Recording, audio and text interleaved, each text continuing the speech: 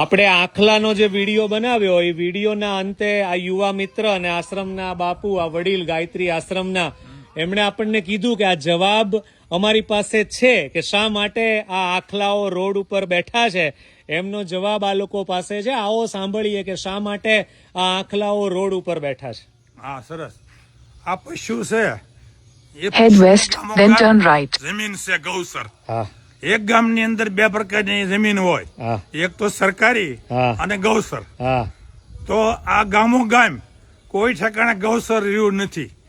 તો આપણું મકાન પડી જાય તો આપણે પણ રોડમાં જ દેવું પડે. બહુ મુદ્દાની વાત છે. મુદ્દાની વાત છે.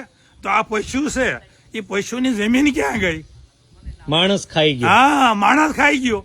માણસ ખાઈ ગયો તો પશુને તો જીભાન નથી કે ભાઈ અમારી જમીન તમે પાછી આપો એમ.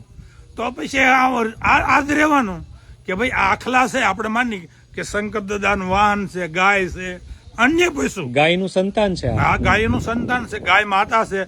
પણ બધા પશુ એમ રોજ છે, હરણ છે, એના માટે કોઈ જંગલ કે કોઈ ગૌસર રહ્યા ક્યાંય ન રહ્યા. બિલકુલ સાચી તો વાત. અમારી એવી માંગણી છે કે ભાઈ આ પશુ છે એની જવાબદારી સરકારની છે કે ભાઈ એ પશુ માટે જે જમીન સરકારે આદિ અનાદિ અંગ્રેજો આવ્યા હતા, મુસલમાની યુગો આવ્યા, રજવાડા આવ્યા, આ બધા આવ્યા ને બધાએ ગૌસર રાખ્યું.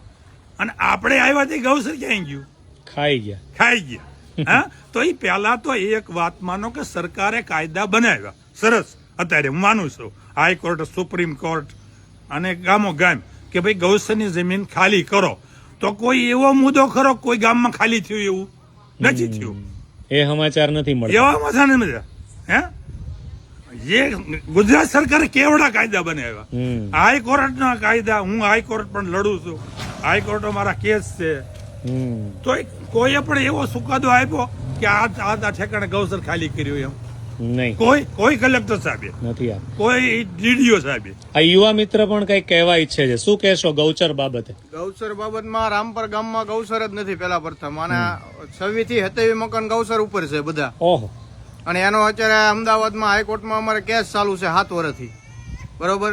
અને ગામમાં જ્યાં સરકારી જમીન પડી હોય ત્યાં ઉથરેટી નાખી દેવાની, વાળી લેવાની, એટલે ઢોર બેહે ક્યાં, ઓહો. અને દવા છાંટી દેવાની. ખડ થાય છે અત્યારે, તમને આગળ આમ હું લઈ જાવ એટલે લાગટ દવા છાંટી દે. ઓહો. પછી ઢોરને જવાનું ક્યાં? રોડ ઉપર. રોડ ઉપર. અને ઉનાળામાં માટી કામ ચાલુ કરી દેવાનું, ગમે એ રાજકીયનું, એમાંથી માટી કાઢી લેવાનું, કામ થાય પૂરું. ગોંજરો ક્યાં ગયો? આ પશુનો ગોંજરો છે મારી પાસે, 7 બાર પડ્યા ગોંજરાના. હા. અહીંયા સર્વે નંબર છે આ વૃક્ષનો, એ ગોંજરો છે. હે, તો એ ગોંજરો ક્યાં ગયો? વળાઈ ગયો. હા હા. બરોબર. માણસે વાળ્યો. માણસ વાળી લીધો. ઢોરનું માણસ ખાઈ ગયો. ઢોર પછી રોડ માથે બે. ચાલો, ધન્યવાદ. તમે આ સમાચાર અને મેસેજ આપ્યો. ડિજિટલ માધ્યમથી આપણે આ મેસેજ વધુમાં વધુ લોકો સુધી પહોંચાડીશું. અમારી એક વિનંતી કે સરકાર પાસે હા. કે ભાઈ આ ગાયોની જે જમીન છે હા. એ ગાયોને પાછી આપો. હાથ જોડીને વિનંતી છે આ. વાહ વાહ. કે ભાઈ અમે આ જોઈએ છીએ ગામને પાદર કે આ પશુ કેટલા હેરાન થાય છે. તો અમારે સરકાર પાસે એટલી વિનંતી હાથ જોડીને, કલેક્ટરો પાસે, ડીડીઓ પાસે કે ભાઈ આ ગાયોની જમીન છે પાછી આપો. જે 7 બારમાં હોય એ જ આપો. વધારાનું કાંઈ નથી. વધારાનું કાંઈ જોતું નથી. ધન્યવાદ.